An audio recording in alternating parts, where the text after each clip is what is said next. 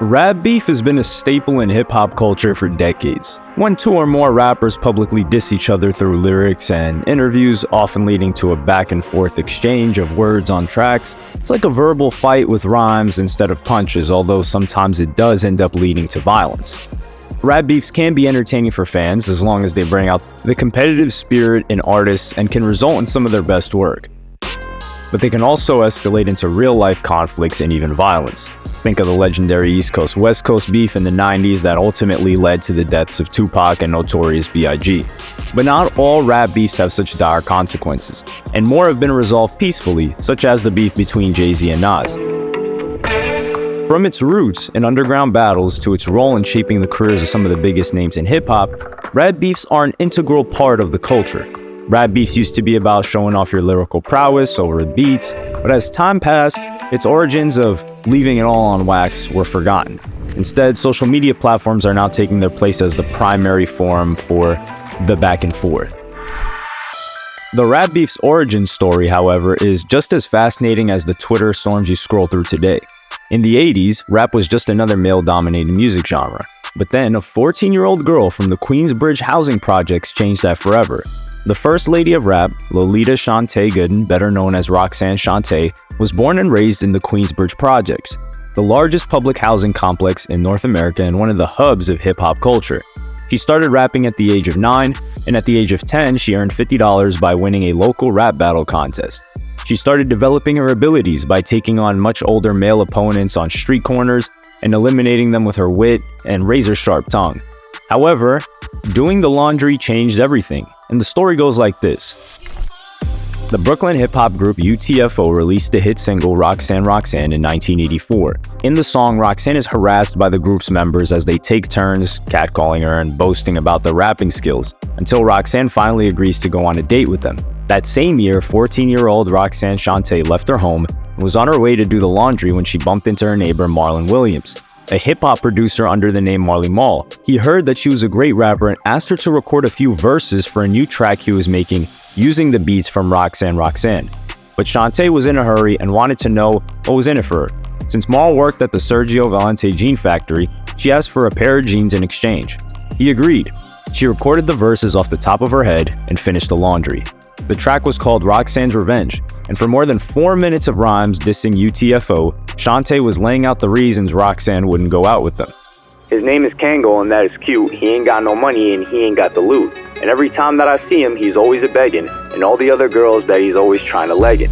Shante and Marl released the song, and it was a radio hit. Immediately sold 5,000 copies. However, after receiving a cease and desist letter from UTFO regarding the song's unauthorized sample, Marley Marl re-recorded the song with a new beat, creating the first hip-hop beef. It went on to sell over 250,000 copies in New York alone. Still, Shante didn't get the promised jeans. After being publicly mocked by a teen girl, UTFO decided to respond with another response song titled The Real Roxanne. From there, the so-called Roxanne Wars ignited, spurring at least 100 responses, including some nasty and ludicrous raps, including Sparky's Turn, The Parents of Roxanne, and Roxanne's a Man. Together with Antonio Big Daddy Kane, Hardy, Biz Markie, MC Shan, and Cool G Rap, Shante became a member of the Juice Crew. She began to tour with the group, and in 1985 with Sparky D, she released Round 1 Roxanne Shante vs. Sparky D on Spin Records. In 1985, the hip-hop community was still new, with artists trying to establish themselves in the industry. Many people thought that hip-hop would be a passing trend, just like disco, but despite the challenges, hip-hop continued to grow, and that's where Roxanne Shante comes in. She had her eyes set on winning the Battle for World Supremacy at the New Music Seminar, an industry networking event that basically crowned the king or queen of hip-hop. Shante was the youngest and only female participant, but she was a prolific freestyler and felt she had the edge over her opponents. In the final round, Shante faced Busy B, a popular party rocker MC. The judges were supposed to score the battle based on creativity, uniqueness, and skill, but unfortunately, one of the judges, Curtis Blow, intentionally sabotaged Shante's performance by giving her a low score. This was a turning point for Shante, as she realized that hip-hop wasn't just about being the best, but also playing politics. However, years later, Curtis explained to her why he did what he did. He said, listen, at the time hip-hop was brand new. Hip-hop was just starting to be accepted, and as far as a true genre of music, hip-hop is finally starting to go mainstream. Major labels are starting to finally give us deals, and they're finally starting to take us serious, and there was just no way that they were going to continue to take hip-hop serious if the best in the world was a 15-year-old girl. They were not going to do that, Shante. Shante, the lone female member of Marley Marl's Juice Crew, was soon drawn into the Bridge Wars, a legendary hip-hop beef between Queensbridge and the South Bronx. She dissed KRS-One on Have a Nice Day in 1987, and that same year, KRS-One directly addressed the issue in The Bridge Is Over, in a somewhat more obscene manner. Pick any D for the flavor that you savor. Mr. Magic might wish to come and try to save you, but instead of helping you out, he wants the same thing I gave you. I finally figured it out. Magic mouth is used for sucking. Roxanne Shante is only good for steady effing. Even though her popularity was skyrocketing, Shante didn't see herself as a star. Well, honestly, I never took it as being a star or anything, I think, because it was not financially compensating. So I didn't really see it. And I guess because at the time, you always considered stars to be these people who live in these big homes, and they live somewhere, and they are wealthy, and they're rich. Through the second half of the 80s, Shante performed extensively on tour and released a number of singles, most notably Go On Girl in 1988, Independent Woman in 1990, and Big Mama in 1992, on which she decided to beef with other female rappers such as Queen Latifah, MC Lyte, and Moni Love, emphasizing how she created the rap beef and her natural tendency for doing so. Roxanne eventually dropped the name entirely and started going by Shante to move past the Roxanne saga. She put out 2 more records, Bad Sister in 1989 and The B Is Back in 1992. Her empowering song, Brothers Ain't Ish, which denounced sleazy guys and catcallers, served as inspiration for Dr. Dre and Snoop Dogg, Hoes Ain't Ish. She retired from the recording industry at the ripe age of 25 and moved back to Jersey to pursue a college education. The New York Daily News published an interview with Shante in 2009 in which she seemed to claim that Warner Music had reluctantly agreed to pay for her education after finding out that the record label was required to do so by a clause in her record contract. According to the article, Shante earned a PhD in psychology from Cornell University and an undergraduate degree from Marymount Manhattan College. However, according to an investigation by Slate writer Ben Scheffner, neither of the educational institutions had any records of awarding Shante these degrees. In 2009, she apologized for lying about her degrees. Without going into all of the details as of right now, I'd like to apologize that this story regarding my post-recording career has caused such a ruckus. The entire story will be revealed at a later time. Throughout my career and life, I've been faced with many challenges, both professionally and personally.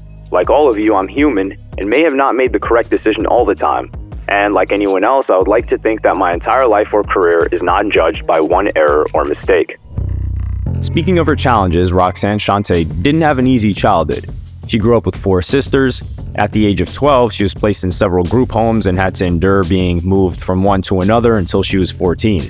Despite these hardships, she was still able to find a sense of belonging at her last group home, the Hegman Girls Group Home.